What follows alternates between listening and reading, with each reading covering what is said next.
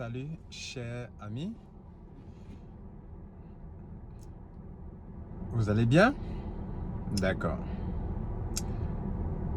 Je vais vous entretenir sur 7 sujets, 7 choses importantes que si vous voulez bien avancer en 2021, vous devrez appliquer.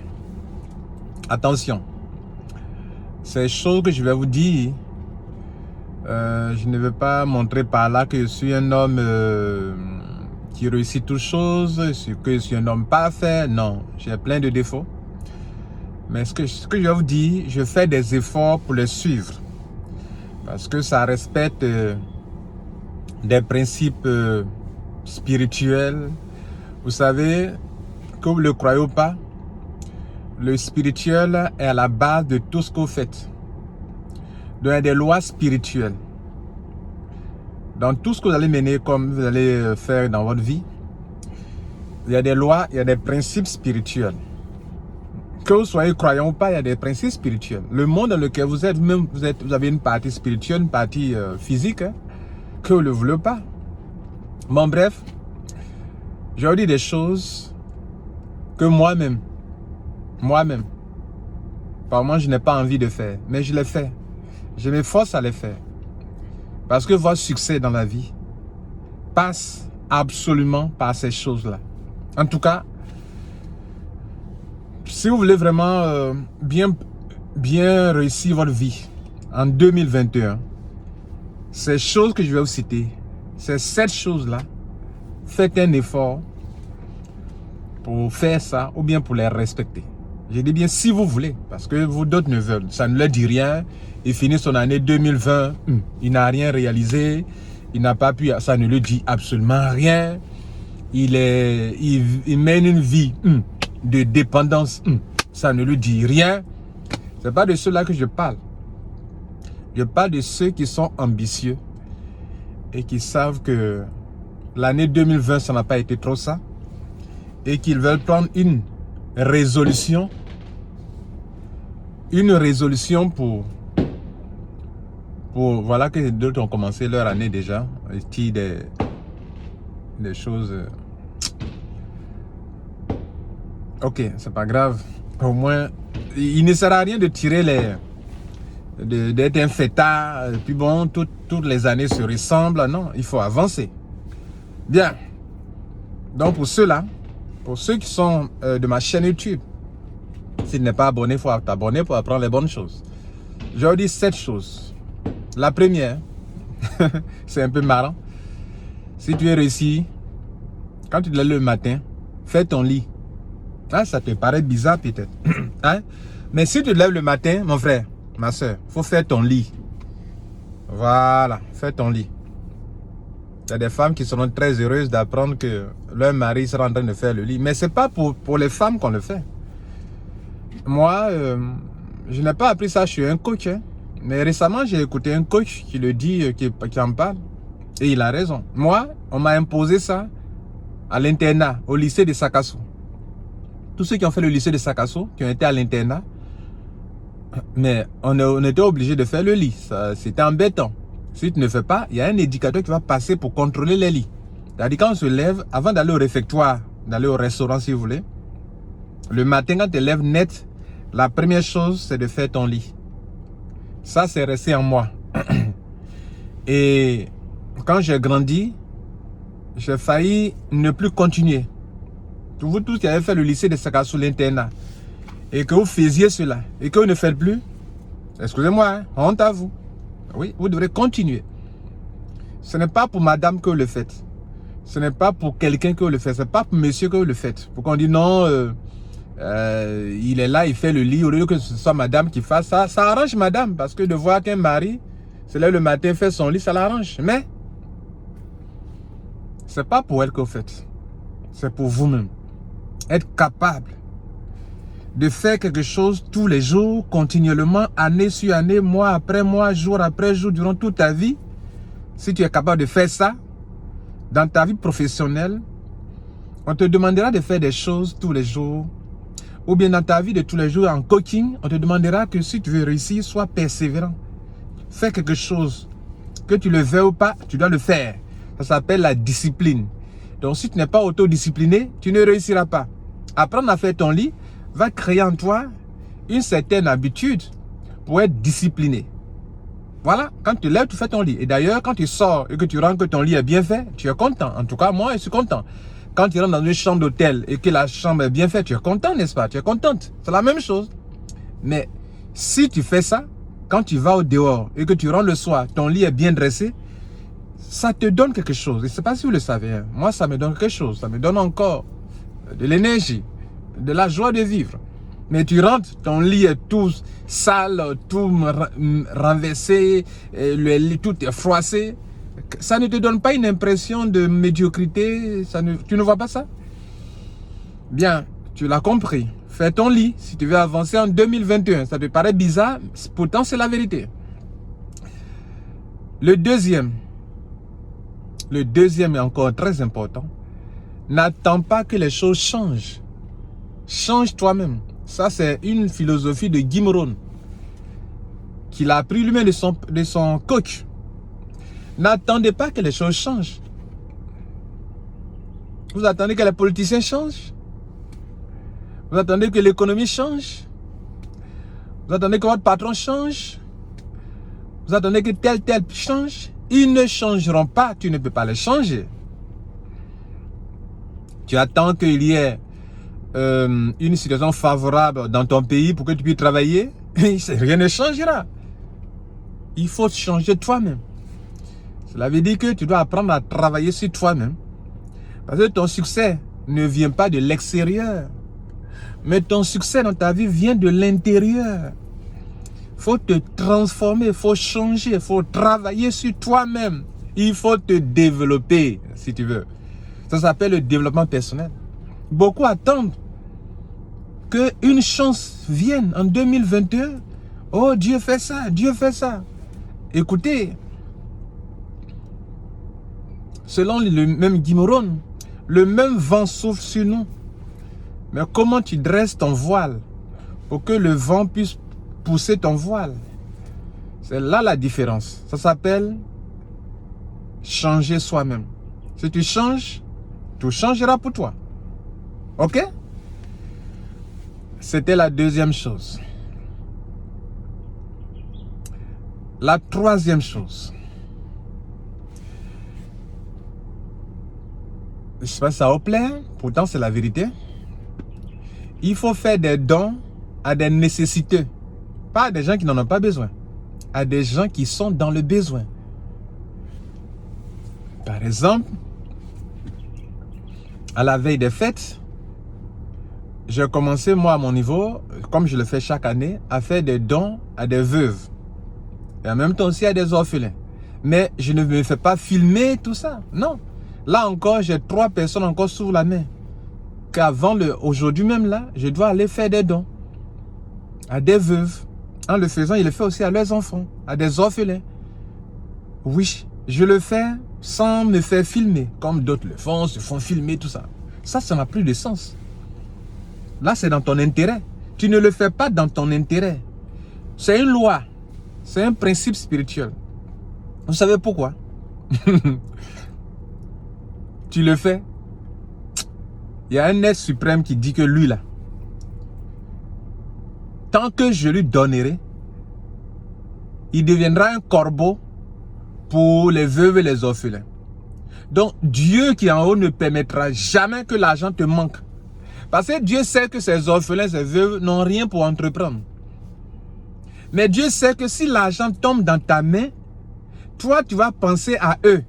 Donc même quand ça a chauffé tout sur tout le monde dans le monde entier, toi, Dieu va t'ouvrir des portes. L'argent ne te manquera pas si tu veux. Mais en le faisant, tu le fais par amour pour eux. Oui. Je me mets à la place de ce mari qui est parti et qui est quelque part peut-être, quelque part dans le monde spirituel et qui voit sa famille à la veille des fêtes et qui ne peut rien faire.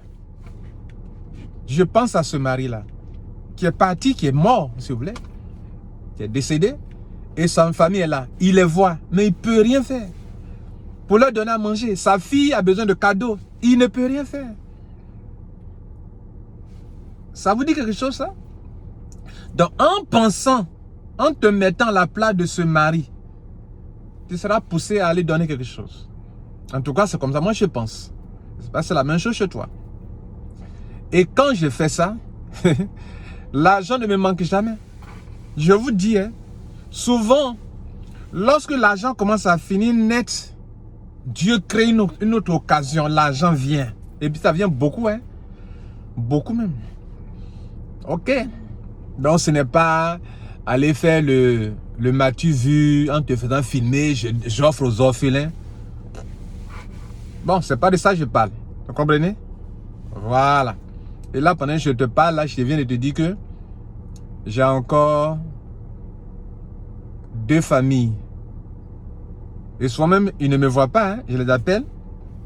Je prends leur contact. Et puis, je leur fais Orange Money. Ils ne me voient pas même. Ils peuvent passer 1 an sans me voir. Ou bien 1 mois sans me voir.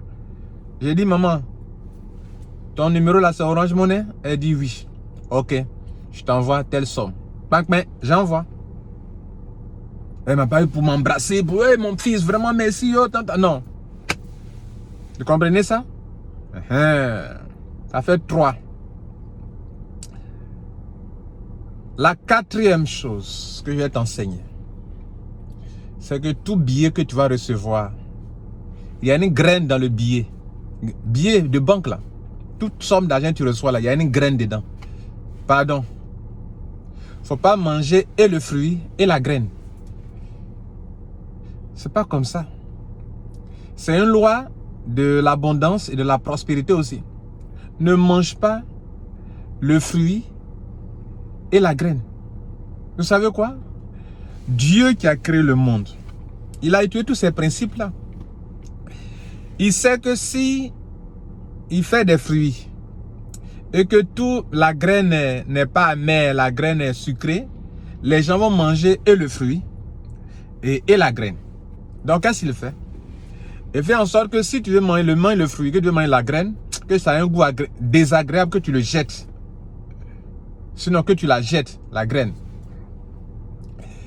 Et ainsi, les gens ont mangé la mangue, ont jeté le noyau, et il y a eu toujours de nouveaux manguiers. De nouveaux manguiers qui donnent naissance à de nouveaux manguiers. Et de sorte que le monde est rempli de plusieurs manguiers. Si tu y réfléchis bien, toi, tu es un homme d'affaires, tu reçois de l'argent, tu veux que l'argent ne te manque pas? Ne mange pas la graine. Dans toute somme d'argent, il y a une graine. C'est-à-dire, une partie de cet argent, je ne te donnerai pas le pourcentage, moi j'ai mon pourcentage, que tu mets de côté pour que tu puisses s'aimer ça de nouveau dans quelque chose qui va te rapporter encore de l'argent. De sorte que toi, tu auras toujours des manguiers qui te produisent des fruits, des billets de banque. Tu comprends? Donc cette graine-là, tu peux conserver. Peut-être tu ne sais pas, tu cherches la bonne terre. La bonne terre, c'est la bonne opportunité d'affaires. Tu comprends? Tu mets ça de côté. Dès que tu as la bonne occasion se présente, tu fais quoi? Tu sèmes dans de la bonne terre qui a une bonne opportunité d'affaires dans laquelle tu peux te taper encore beaucoup d'argent. Ça là, si tu suis ça, tu peux jamais être pauvre aussi également. Donc ne mange pas la graine. Ok?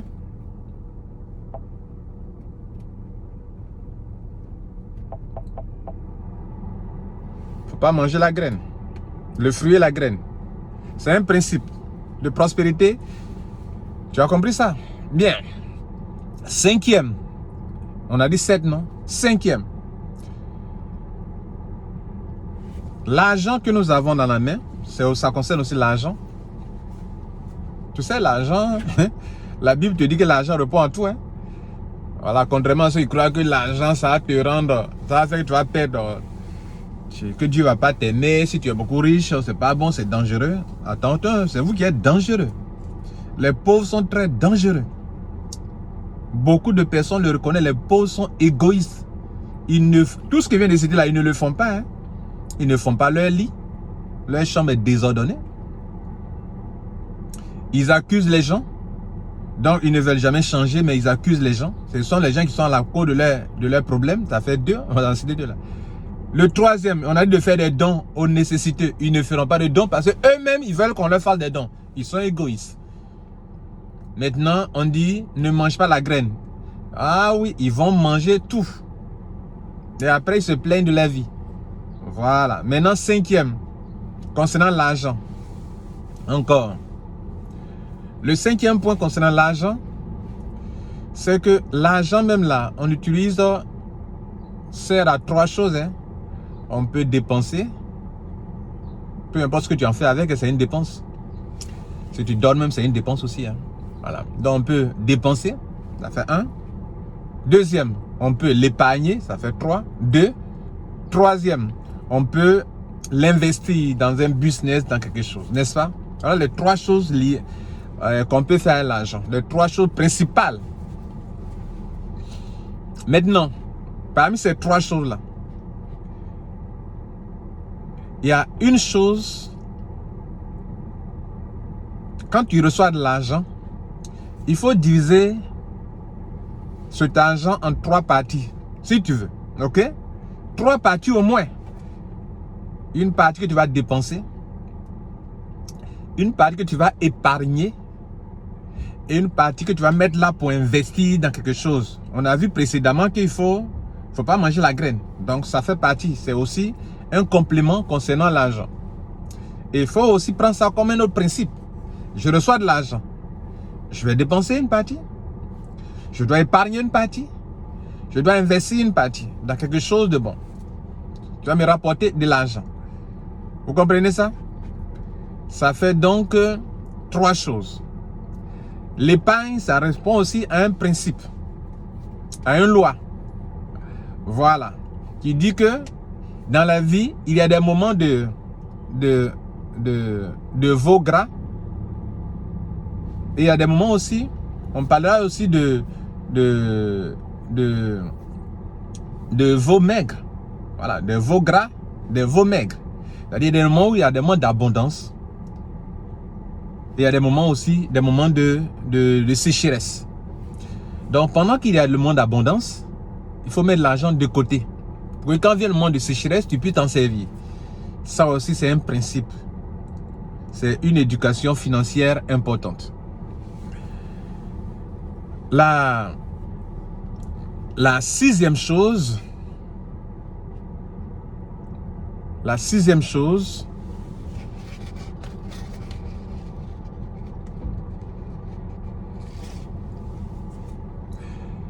c'est que tout ce que tu fais comme business, tout ce que tu fais comme activité, dans ta vie, hein, tu veux créer des services, tu veux créer des solutions, que tout ce que tu fasses, au moins la majorité de ce que tu fais, de tes activités, de tes visions, dans ta vision des choses, que au moins une grande partie vise à aider les autres à réussir. Si par exemple tu fais du marketing réseau, que au moins 80% de tes efforts visent à aider les autres à réussir. Vous voyez que depuis sur ma chaîne YouTube, vous allez voir que tout ce qui est fait comme vidéo, les 80% de ce qui est fait comme vidéo, ça vise à vous aider à réussir. Vous n'avez pas remarqué ça? Mais vous croyez que vous pouvez réussir sans moi? Non, vous ne pouvez pas réussir sans moi. C'est aussi une loi spirituelle. Celui qui veut être le plus grand, que celui qui veut être le premier, que celui qui veut être le plus grand, lave le pied des autres, soit le serviteur des autres. Parce que en voulant faire cela, en voulant répondre à tous vos besoins, en voulant vous aider à réussir, je serai encore moi-même plus performant. Parce que je vais exiger plus de moi-même pour que je sois à mesure de répondre à vos préoccupations. Pour vous conduire au succès, je dois même moi-même être un succès. Comment tu peux conduire les gens si toi-même tu es aveugle? Tu dois voir clair d'abord. Voir clair, c'est apprendre. Voir clair, c'est étudier. Voir clair, c'est chercher. Voir clair, c'est découvrir. Voir clair, c'est avoir un but et conduire les gens au succès. Les gens ne suivent pas. Enfin, il n'y a que des aveugles qui suivent des aveugles. Mais des gens qui voient clair ne sont pas des aveugles. Des gens qui ont besoin aussi d'avancer dans la vie s'approchent de ceux avec qui ils peuvent avancer. Donc, si tu veux réussir, il faudrait que la plupart de ce que tu fais dans ta vie vise à aider les autres à réussir. D'autres ne comprennent pas ce langage-là parce que nous sommes dans un monde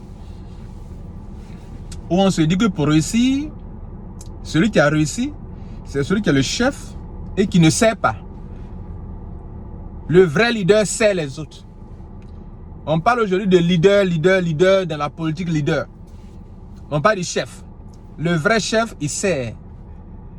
Le vrai chef sert les autres. Le vrai chef ne se sert pas des autres. Le vrai chef n'écrase pas les autres. Le vrai chef est un don pour les autres. Waouh! Beaucoup ne savent pas ça. Ils disent qu'ils sont leader. Mais leader par position. Le leader réel est un idéal pour les autres. Comprenez? Maintenant, c'était le 6e. J'ai dit 7. Le 7e point, conseil que je te donne pour l'année 2000. Ça, c'est la série sur le gâteau. C'est que ça va te paraître bizarre, mais c'est le plus important de tout. Si tu veux réussir ton année 2021, rends grâce à Dieu pour tout ce qui arrivera. Si tu veux, tu n'aimes pas faire le Dieu, non? D'accord. Sois reconnaissant à la nature, sois reconnaissant à l'être suprême, au divin, pour tout ce qui t'arrive. Oui, tout ce qui t'arrive. Même si les gens te verront comme tu es que tu es bête, que tu es stupide là. Ça vaut le coup, hein. Tout ce qui t'arrive, sois reconnaissant. Et puis, ce n'est pas une reconnaissance du bout des lèvres. Hein. Une reconnaissance réelle qui vient de ton cœur. Tu comprends ça? Est-ce que tu me comprends même? J'ai dit. Souvent, quand je parle, d'autres ne comprennent pas bien.